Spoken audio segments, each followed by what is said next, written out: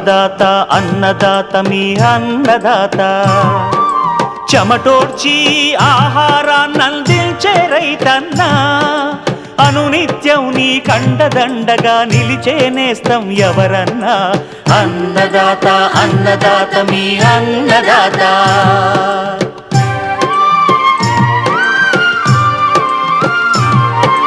నూతన రీతుల సాగుబడికి నూరింతలు పెరిగే దిగుబడికి సూచనలిచ్చే సస్య రక్షణకు పశు పోషణకి శాస్త్ర విజ్ఞానం అందించి ముందుకు నడిపే తెలుగు రైతు భారతదేశానికి మకుటం అయ్యేలా తీర్చిదిద్దే ఆశయంతో మిమ్ము మేలు కొలిపేది అన్నదాత అన్నదాత అన్నదాత మీ అన్నదాత అన్నదాత అన్నదాత మీ అన్నదాత.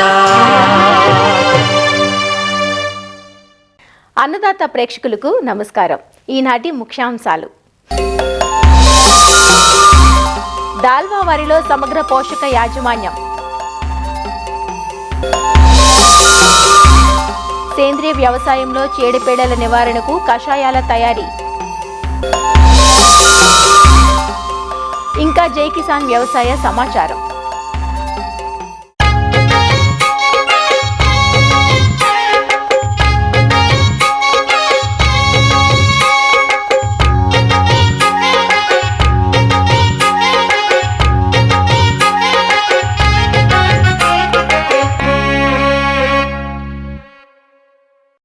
వ్యవసాయంలో రసాయనాల వాడకం పెడధోరణి పట్టింది.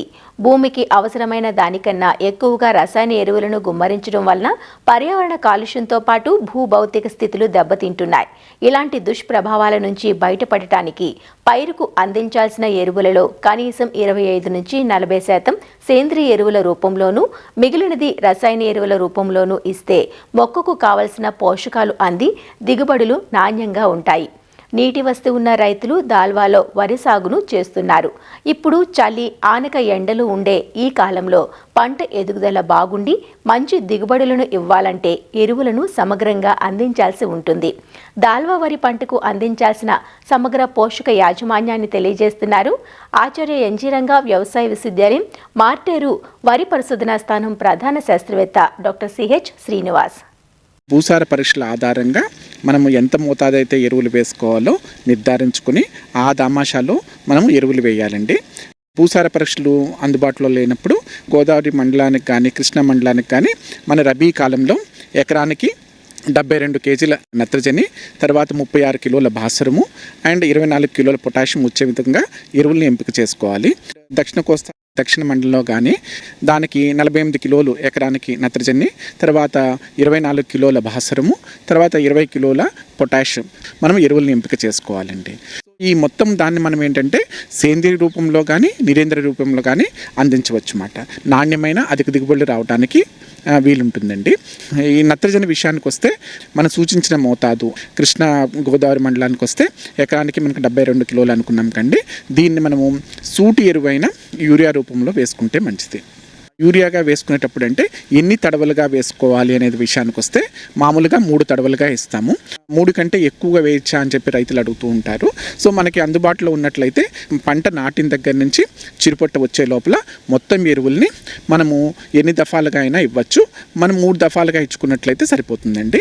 1/3 వంతు ఎరువుని ఏంటంటే మనము దమ్ములోను, తర్వాత 1/3 వంతుని మనము దుబ్బు కట్టే దశలోను, ఆ తర్వాత 1/3 వంతుని మనము చిరుపట్ట దశలోను వేసుకున్నట్లు 3 సంభాగాలుగా చేసుకున్నట్లయితే నత్రజని ఎరువులు బాగా మొక్క పంటుకుంటానికి వీలుంటుందండి. నత్రజని ఎరువులు ఎప్పుడు వేసుకునేటప్పుడైనా యూరియాని పొలంలో నీరు తీసి బురద పదంలో ఉన్నప్పుడు యూరియాని చల్లుకుని ఆ తర్వాత మనకి 24 నుంచి 48 గంటల తర్వాత నీరు పెట్టినట్లయితే ఆ వేసిన ఎరువు బాగా పడుతుందండి. నత్రజని వినియోగ శాతం కేవలం 35% మాత్రమే ఉంటుంది కాబట్టి దాన్ని పెంచుకోవాలి అనుకుంటే యూరియాని తడిమట్టితో కలిపి, అంటే 5 కిలోల యూరియాకి 20 కిలోల తడిమట్టిని కలుపుకొని రాత్రి నిలకట్టుకుని ఆ తర్వాత వేసుకున్నట్లయితే యూరియా బాగా పట్టుకుంటుంది. అలా కాకుండా యూరియాని వేపపిండితో వేసుకునేటట్లయితే 5 కిలోల యూరియాకి 1 కిలో వేపపిండిని, అలా కాకుండా అంటే 5 కిలోలకి 1 లీటర్ వేప నూనె కలుపుకుని ఆ తర్వాత వేసినట్లయితే వేసిన నత్రజని ఎరువులు బాగా పడతాయండి. ఇలా కాకుండా ఏంటంటే మనము కలుపు తీసే ముందు యూరియా వేసుకుని ఆ తర్వాత కలుపు తీసుకున్నట్లయితే వేసిన యూరియా మనకి బురదలో పడి నేల లోపలికి వెళుతుంది కాబట్టి మొక్కకు బాగా యూరియా అందేటట్లు జరుగుతుందండి. భాస్వరం ఎరువులు మనకు సూచించిన మోతాదు ఎరువు మొత్తము మనం దమ్ములోనే వేసుకోవాలి. అయితే ఆ దమ్ములో వేసుకునేటప్పుడు మనం ఏంటంటే దాన్ని సింగిల్ సూపర్ ఫాస్ఫేట్ కింద వేసుకోవటం చాలా మంచిది. ఎందుకు అంటే సూపర్ కింద వేసుకున్నప్పుడు దాంట్లో మనకి 12% మనకి గంధకము, తర్వాత 20% కాల్షియము మనకు ఉచితంగా లభిస్తుంది. సో అందుకనే తప్పనిసరిగా మనకి సింగిల్ సూపర్ ఫాస్ఫేట్ రూపంలో వేసుకున్నట్లయితే గంధకం యొక్క లోపం కూడా రాదు. ఒకవేళ సూపర్ అందుబాటులో లేనప్పుడైతే మనం డిఏపి రూపంలో వేసుకోవచ్చు.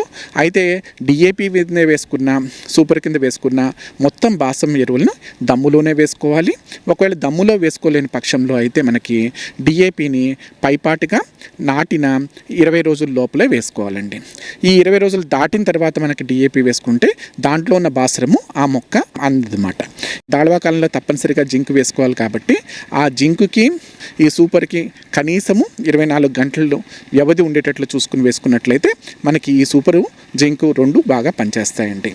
చాలామంది రైతులు ఏంటంటే కాంప్లెక్స్ ఎరువులు పైపాటిగా చిరుపొట్ట దశ తర్వాత కానీ చిరుపొట్టలో కానీ లేకపోతే దుబ్బు కట్టే దశలో కానీ వేస్తున్నారు. సో ఇలా వేయటం వల్ల ఆ కాంప్లెక్స్ ఎరువుల్లో ఉన్న భాస్వరము ఆ పంటకి అందదండి. సో అందుకనే తప్పనిసరిగా కాంప్లెక్స్ ఎరువులు వేసేటట్లయితే ఆ దానిలో ఉన్న భాస్వరాన్ని మనం లెక్కించుకుని దాన్ని మొత్తాన్ని మనము దమ్ములోనే వేసుకోవాలి. లేదు నాటిన తర్వాత 20 లోపల వచ్చేటట్లుగా వేసుకోవటం మంచిదండి. పొటాష్ మన అందరికీ తెలిసిందే, చీడపీడలను తట్టుకుంటాకి బాగా ఉపయోగపడుతుంది. సో అందుకనే మనకి దాళవా కాలంలో పొటాష్ ఎరువుల్ని సూచించిన మోతాదు ఎరువులు మొత్తాన్ని మనము బరువు నేలల్లో మొత్తాన్ని దమ్ములోనే వేసుకోవాలి. అలా కాకుండా మనకి తేలికపాటి నేలలు ఉన్నట్టయితే మొత్తం పొటాష్ని 2 భాగాలుగా చేసుకుని మొదటి సగాన్ని దమ్ములోను మిగిలిన రెండో సగాన్ని 3వ తరవ నత్రజని ఇచ్చేటప్పుడు అంటే చిరుపొట్ట దశలో మనం వేసుకున్నట్లయితే పొటాష్ యొక్క ఎరువుల యొక్క ఫలితం బాగా ఉంటుంది. ప్రస్తుత కాలంలో పొటాష్ ఎరువుల యొక్క ధర ఎక్కువగా పెరుగుతుందని చెప్పనే ఉద్దేశంతో రైతులు ఏంటంటే పొటాష్ ఎరువులను వాడకుండా కేవలము నత్రజని భాస్వరం ఎరువులనే వాడుతున్నారు. దీనివల్ల ఏంటంటే చాలా చోట్ల పొటాష్ యొక్క లోపం కూడా కనిపిస్తుంది. అందుకనే రైతులు తగినంత మోతాదులో తప్పనిసరిగా వేసుకోవాలండి. దాళవా కాలంలో ప్రధానంగా జింకు పోషక లోపం మనకు ఎక్కువగా కనిపిస్తుందండి. మనకు అందరికీ తెలిసిందే, వరి తర్వాత వరి పండించే డెల్టా ప్రాంతంలో మనం రబీ కాలంలో చలి ఎక్కువగా ఉంటుంది కాబట్టి మనకి తప్పనిసరిగా వీనికి జింకు లోపం అనేది వచ్చే అవకాశం ఎక్కువగా ఉంటుంది. అందుకని ఈ 2 పంటల కాలంలో దాళవా వరికి తప్పనిసరిగా ఎకరానికి 20 కిలోల ముడి జింక్ మనము దమ్ములో వేసుకోవాలని సూచిస్తామండి. జింకు లోపం సాధారణంగా ఏంటంటే మెరక తీసిన పొలాల్లో ఈ మధ్య మనము సాధారణంగా సార్వాకాలంలో వరిగడ్డిని మెషిన్తో హార్వెస్ట్ చేస్తున్నాం కాబట్టి ఈ మెషిన్ హార్వెస్ట్ చేసిన వరిగడ్డి పంట పొలాల్లోనే ఉండిపోతుంది. అలా వరిగడ్డి కుళ్ళకోకుండా మనం ఎక్కువ మోతాదులో వరిగడ్డిని భూమిలోనే ఉంచినట్లయితే ఇలాంటి పరిస్థితుల్లో మనకి అందుబాటులో ఉన్న పోషక మూలకాలు అందకపోవటం వల్ల మనకి జింకు లోపం కూడా ఎక్కువగా వచ్చేటట్లు ఉంది. భాస్వరం ఎరువులు ఎక్కువగా వేసినా సరే మనకి జింకు లోపం వస్తుందండి. ఇక జింకు లోపానికి దమ్ములోనే ఎకరానికి 20 కిలోల చొప్పున ముడి జింకు వేసుకోవాలండి. ఒకవేళ జింక్ వేసుకోలేని పక్షంలో వరి పొలం మీద మనకి జింకు లోపము కనిపిస్తుందండి. నాటిన 4 నుంచి 6 వారాల మధ్యన పంట పొలం మీద జింకు లోప లక్షణాలు కనిపిస్తాయి. ఈ లక్షణాలు ఎలా ఉంటాయంటే పైనుంచి 4 నుంచి 6 ఆకుల్లో అంటే నడిమియ్యని తెల్లగా పారిపోతుందండి. సో ఈ పాలిపోయిన తర్వాత తుప్పు మచ్చలు లాంటివి ఏర్పడతాయి. మనం వంచినప్పుడు శబ్దం చేస్తూ విరిగిపోతాయి అన్నమాట. పైపాటిగా లీటర్ నీటికి 2 గ్రాముల జింక్ సల్ఫేట్ ద్రావణాన్ని పొలం మొత్తం తడిచేటట్లుగా కనీసము 2 తడవలు మనం పిచికారీ చేసినట్లయితే ఈ జంకు లోపం రాకుండా ఉంటుందండి. కొన్నిసార్లు ఏంటంటే తుప్పుమచ్చలు ఏర్పడుకోకుండా నత్రజని, భాస్వరము, పొటాషియం ఎరువులు 3 సమపాళ్ళలో వేసినప్పుడు కూడా పంట ఎదక్కోకుండా గిడసబారిపోయి దుబ్బు చేయకోకుండా ఉంటుంది. ఇలాంటి లక్షణాన్ని కూడా జింక్ లోపం అని రైతులు గ్రహించాలండి. చాలామంది రైతులు ఏంటంటే ఇది గుర్తించలేక ఏ సమస్య తెలుసుకోలేకపోతున్నారు. ఇక ఎక్కడైనా మెట్ట నారుమడులు ఉన్న చోటన, మెట్ట ప్రదేశాల్లో కానీ మనకి రబీ కాలంలో ఇనుము ధాతు లోపం కనిపిస్తుందండి. ఇనుము ధాతు లోపం వచ్చినప్పుడు ఏంటంటే ఆకులు తెల్లగా పాలిపోయి ఈనెల మధ్య భాగం కూడా మన పత్రహరితాన్ని కోల్పోయి మొక్క గిడసబారిపోతుందండి. ఇలా తెల్లగా ఉన్న ఆకులు ఉన్నట్లయితే నార్మల్లో అయితే లీటర్ నీటికి 5 నుంచి 10 గ్రాములు అన్నబేదిని, తర్వాత 0.5 గ్రామ్స్ నిమ్మ ఉప్పుతో కలిపి మనం పిచికారీ చేసుకోవాలి.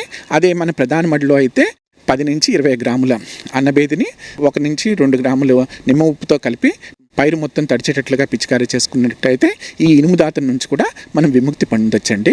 ఈ విధంగా పంటకి అవసరమైన ఎరువులు ఎంతో తెలుసుకుని వాటికి అందుబాటులో ఉన్న మనకి సేంద్రియ ఎరువుల్ని వాడుకుని ఆ తర్వాత మిగిలిన వాటిని నిరేంద్రియ ఎరువుల కింద కొనుక్కొని వేసుకున్నట్లయితే మనకి నాణ్యమైన అధిక దిగుబడులు సాధించడానికి వీలుంటుందండి.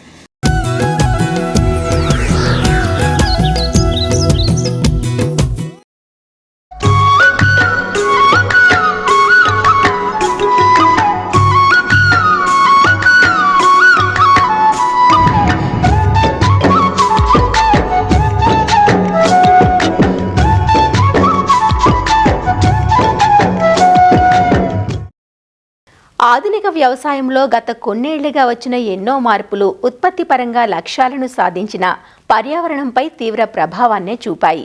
భూములు నిర్జీవం అవటం, పంట ఉత్పత్తుల్లో రసాయన అవశేషాలు, రసాయన మందులకు పురుగులు నిరోధక శక్తిని పెంచుకోవటం వంటి పెను ప్రమాదాలను తెచ్చిపెడుతున్నాయి. దీంతో పురాతన వ్యవసాయ విధానాల వైపు అందరూ ఆకర్షితులవటం హర్షించదగ్గ పరిణామం అనే చెప్పుకోవాలి.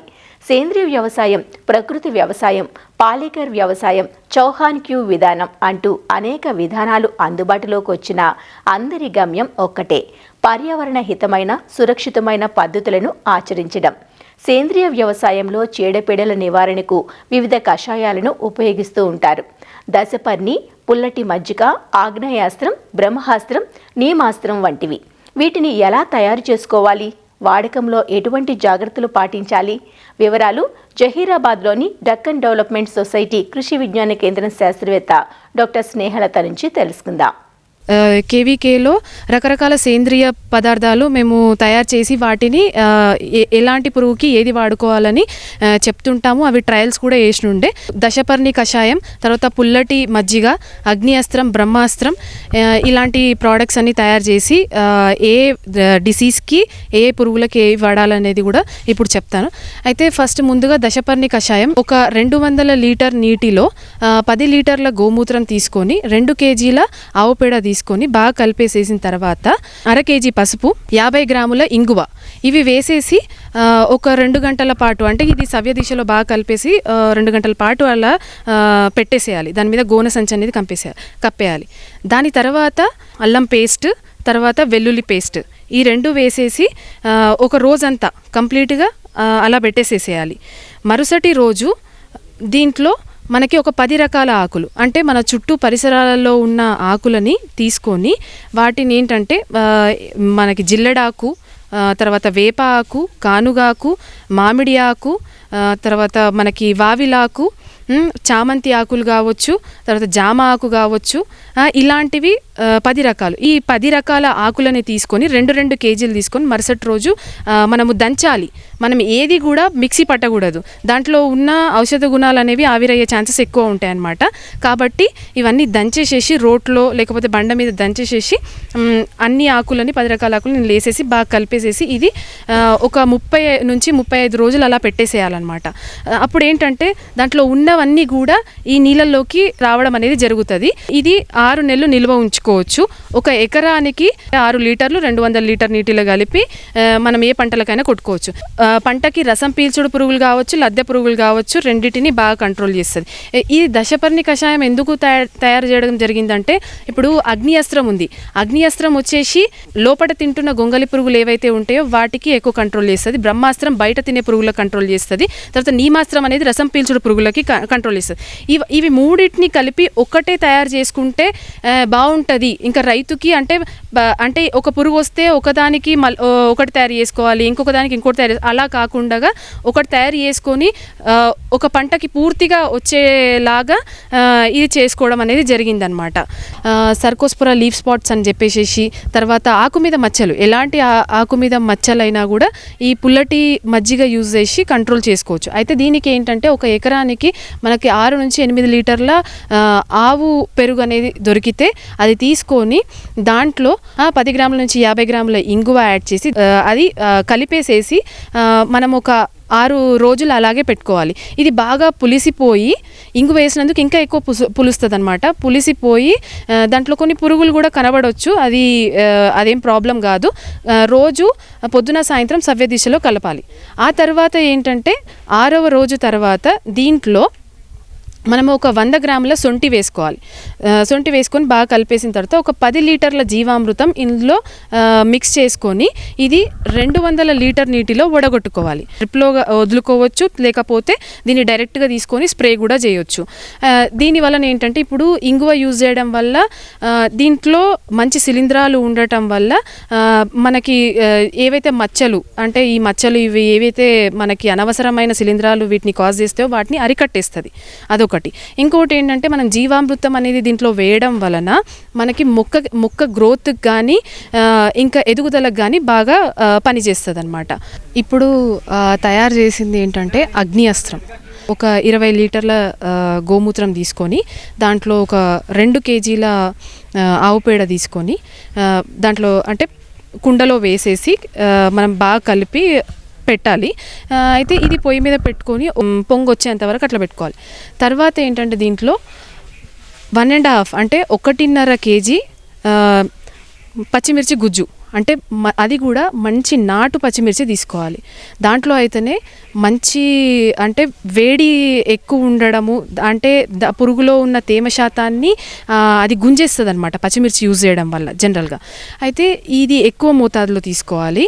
వేసుకొని ఈ కుండలోనే వేసేసి బాగా కలపాలి. ఆ తర్వాత మనము 1/2 కేజీ అల్లం గుజ్జు, తర్వాత 1/2 కేజీ వెల్లుల్లి గుజ్జు, ఆ తర్వాత మనకి ఒక 250 గ్రాముల పసుపు, ఇవన్నీ వేసేసుకొని బాగా కలిపి ఇంకొకసారి ఒక పొంగు వచ్చేంత వరకు అలా పెట్టుకోవాలి. తర్వాత ఏంటంటే ఒక 5 రకాల ఆకులను తీసుకోండి. మన చుట్టూ పరిసరాలలో ఉన్న 5 రకాల ఆకులు ఏంటివంటే మనకి సీతాఫలం ఆకు, తర్వాత చింత ఆకు కూడా తీసుకోవచ్చు, మామిడాకు తీసుకోవచ్చు. దీంట్లో వేసేది పక్కాగా ఏంటంటే కానుగాకు ఒకటి, వావిలాకు ఒకటి, జిల్లడాకు ఒకటి, వేపాకు. ఇవైతే ఈ 4 ఖచ్చితంగా ఉండాలి. మిగతావి ఆప్షనల్గా తీసుకోవచ్చు. 5 రకాల ఆకులు తీసుకొని ఇవి ఒక్కొక్క కేజీ అన్నీ రోట్లో దంచాలన్నమాట. ఈ రోట్లో దంచేసేసి ఈ కుండలో వేసుకొని బాగా కలిపి పెట్టాలి. దించేసేసి ఒక 48 గంటల పాటు అలా పెట్టేసేయండి. దానిపైన ఒక గుడ్డ కప్పేసేసి అలా పెట్టేసి మరుసటి రోజు దీన్ని ఒక 3 లీటర్లు ఒక ఎకరానికి అంటే 200 లీటర్ నీటిలో కలిపి పిచికారీ చేసుకోవచ్చు. ఇది జనరల్గా పత్తిలో లోపల దాగి ఉంటుంది. ఏంటి అది? గులాబీ రంగు పురుగు. వరిలో కూడా మనం కాండం తొలుచు పురుగు లోపల తింటూ ఉంటుంది. ఇలా లోపల తినే పురుగులని ఈజీగా కంట్రోల్ చేస్తుంది. ఎందుకంటే దీనికి సిస్టమిక్ యాక్షన్ అని అంటాం. దాన్ని సిస్టమిక్ యాక్షన్ అనేది ఉంటుంది కాబట్టి నెక్స్ట్ ఏంటంటే దీన్ని పురుగులో ఉన్న తేమ శాతాన్ని గుంజేసేసి పురుగుని డ్రై చేసేస్తుంది అనమాట. సో ఇలా ఇది బాగా ఉపయోగపడుతుంది. ఇంకోటి ఏంటంటే బ్రహ్మాస్త్రం కుండ పొయ్యి మీద పెట్టేసేసి దాంట్లో ఒక 20 లీటర్ల గోమూత్రం వేసేసి 5 రకాల ఆకులు తీసుకోవాలి. ఏంటివి? జిల్లడాకు, వేపాకు, కానుగాకు, వావిలాకు, జామాకు. ఈ 5 రకాల ఆకులు 2 కేజీలు తీసుకొని వేడి వేసేసి డైరెక్ట్గా అది అంటే దించేసిన తర్వాత 48 గంటల తర్వాత ఇది కూడా 3 నుంచి 4 లీటర్లు ఎకరానికి మనం వేసుకోవచ్చు. ఇదేంటంటే బయట తినే గొంగలి పురుగులు, లద్దె పురుగులు అవి ఏవైతే ఉంటాయో అలాంటి వాటికి బాగా కంట్రోల్ చేస్తుంది. ఇంకోటి నీమాస్త్రం ఏంటంటే అవి డైరెక్ట్గా 200 లీటర్ నీటిలో 10 లీటర్ల గోమూత్రం వేసి 2 కేజీల ఆవు పేడ వేసుకొని దాంట్లో ఒక 5 కేజీల వేపాకులు అవి చిన్న చిన్నగా కట్ చేసేసి దంచేసేయాలన్నమాట. దంచేసేసి అది వేసేసుకొని మీరు పొయ్యి మీద ఏమి పెట్టకుండా డైరెక్ట్గా అలానే ఉంచేసి ఒక 2 రోజుల తర్వాత అంటే 48 గంటల తర్వాత దీన్ని వడగొట్టుకొని దీన్ని డైరెక్ట్గా 1 ఎకరానికి యూజ్ చేసుకోవచ్చు. ఇదేంటంటే మనకి రసం పీల్చుడు పురుగులు ఏవైతే వస్తాయో వాటిని బాగా అరికడుతుంది.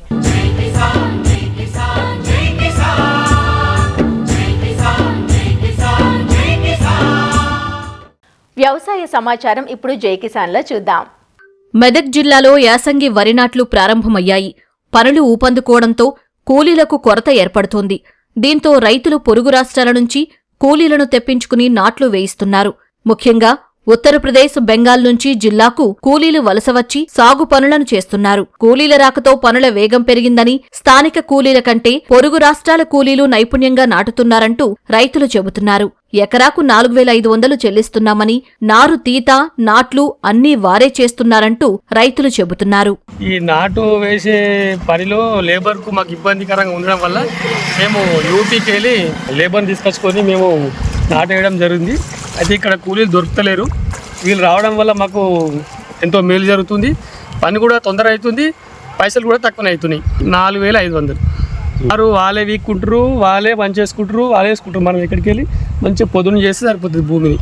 అయితే ఇక్కడ కూలీలకి ఏంటంటే వీళ్ళు కూడా 4000 తీసుకుంటారు, ప్లస్ మళ్ళీ వీళ్ళు వెనక 4 కట్టలు వంచేయాలి. మనది ఇక్కడ వాళ్ళే వంచేసుకుంటారు. వీళ్ళు తూర్పుకు పడమడకు మంచిగా సాలు కొట్టి గాలి మంచిగా ఆడే విధంగా కూడా వీళ్ళు నాటేస్తారు. అదొకటి కూడా మేలు జరుగుతుంది. హైదరాబాద్లోని హుస్సేన్ సాగర్ తీరం పీపుల్స్ ప్లాజా వేదికగా ఉద్యాన శాఖ సహకారంతో జీఐఎన్ఎం సంస్థ ఆధ్వర్యంలో నర్సరీ మేళా ప్రారంభమైంది. జనవరి 29 నుంచి ఫిబ్రవరి 2వ తేదీ వరకు 5 రోజుల పాటు జరగనున్న గ్రాండ్ ఇండియన్ నర్సరీ మేళాలో ఎటు చూసినా మొక్కల పచ్చదనం, పూల అందాలు సందర్శకులను కనువిందు చేస్తున్నాయి. పండ్లు, కూరగాయల పంటలు, దేశీ విత్తనాలు, వివిధ రకాల విదేశీ పండ్ల మొక్కలు, సహజ సేంద్రియ ఎరువులు, అరుదైన జాతుల మొక్కలు, అంట్లు, బోన్సాయి మొక్కలు విక్రయిస్తుండటంతో కొనుగోళ్లకు నగరవాసులు పోటీ పడుతున్నారు.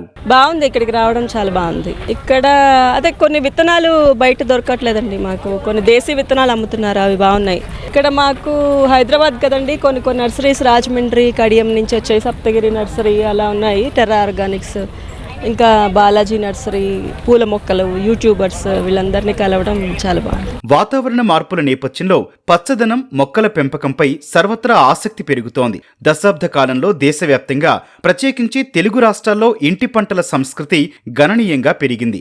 నగరాలు, పట్టణాల్లో terrace gardening, kitchen gardening, landscaping, vertical gardening ఓ వ్యాపకం అభిరుచిగా మారిపోవడంతో మొక్కల పెంపకం కొత్త పుంతలు తొక్కుతోంది. ఇందుకు తగినట్లుగానే నిర్వాహకులు విభిన్న రకాల మొక్కలను సేకరిస్తున్నారు.